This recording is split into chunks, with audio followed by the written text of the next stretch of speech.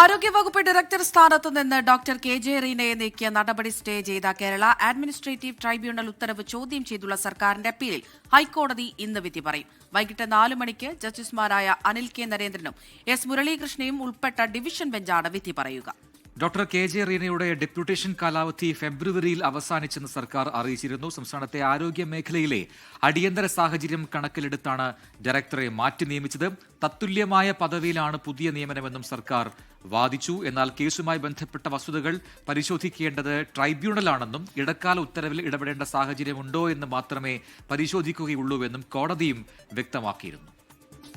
വിഷ്ണു സുരേഷ് കൂടുതൽ വിവരങ്ങളുമായി കൊച്ചിയിൽ നിന്ന് ചേരുകയാണ്. Vishnu, good morning.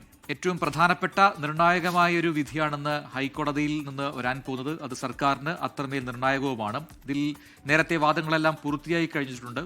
ഒരു അടിയന്തര സാഹചര്യത്തിലെ മാറ്റി നിയമനം എന്നാണ് ഇതിനെ സർക്കാർ വാദിക്കുന്നത്. പക്ഷേ അതങ്ങനെയല്ല എന്ന് ഡോക്ടർ റീനയും വാദിക്കുന്നുണ്ട്. അപ്പോൾ ഇന്ന് വൈകിട്ടാണ് ഉത്തരവ് പറയുക. ഈ വാദത്തിന്റെ സമയങ്ങളിലൊക്കെ തന്നെ എന്തൊക്കെ ഘടകങ്ങൾ സൂചിപ്പിച്ചായിരുന്നു ഇരുപക്ഷം മുന്നോട്ട് പോയത്?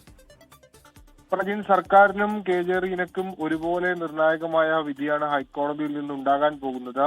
കെ ജെ റീനയുടെ സ്ഥാനമാറ്റം അല്ലെങ്കിൽ സ്ഥലമാറ്റം അത് കൃത്യമായി ചട്ടങ്ങൾ പാലിച്ചാണെന്നും അവർ ഡയറക്ടർ സ്ഥാനത്ത് ഡെപ്യൂട്ടേഷനാണ് തുടർന്നിരുന്നതും അത് അതിന്റെ കാലാവധി അവസാനിച്ചു, പിന്നീട് നീട്ടി നൽകിയില്ല എന്ന കാര്യങ്ങളൊക്കെയാണ് സർക്കാർ വാദമായി ഉന്നയിച്ചത്. കെ ജെ റീനയായിട്ട് ജോയിന്റ് സെക്രട്ടറിയാണ് തന്റെ സ്ഥലമാറ്റ ഉത്തരവ് പുറപ്പെടുവിച്ചതെന്നുള്ള പ്രധാനപ്പെട്ട വാദമാണ് ഉന്നയിച്ചത്. അത്തരത്തിൽ അധികാരം അവർക്കില്ല തുടങ്ങിയ കാര്യങ്ങളും കോടതിയെ അറിയിച്ചിരുന്നു. രണ്ടു കൂട്ടരുടെയും വാദം വിശദമായി ഇന്നലെ കോടതിയിൽ നടന്നു. സർക്കാരിന് വേണ്ടി അഡീഷണൽ AG മുഹമ്മദ് ഷായാണ് നേരിട്ട് ഹാജരായത്. ഈ ട്രൈബ്യൂണലിന്റെ വിധി നേരത്തെ റീനയ്ക്ക് അനുകൂലമായിരുന്നു. താൽക്കാലിക സ്റ്റേ ഉണ്ടായിരുന്നു. അതിൽ ഇടപെടണമോ വേണ്ടയോ എന്ന കാര്യത്തിലായിരിക്കും കോടതി തീരുമാനമെടുക്കുക.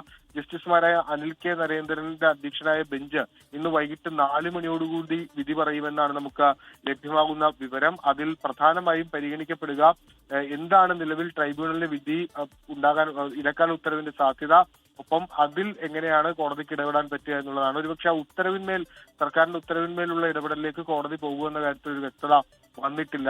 പ്രജിത്ത്, ശരി. വിഷ്ണു സുരേഷാണ് കൊച്ചിയിൽ നിന്നും വിശദാംശങ്ങൾ നൽകിയത്.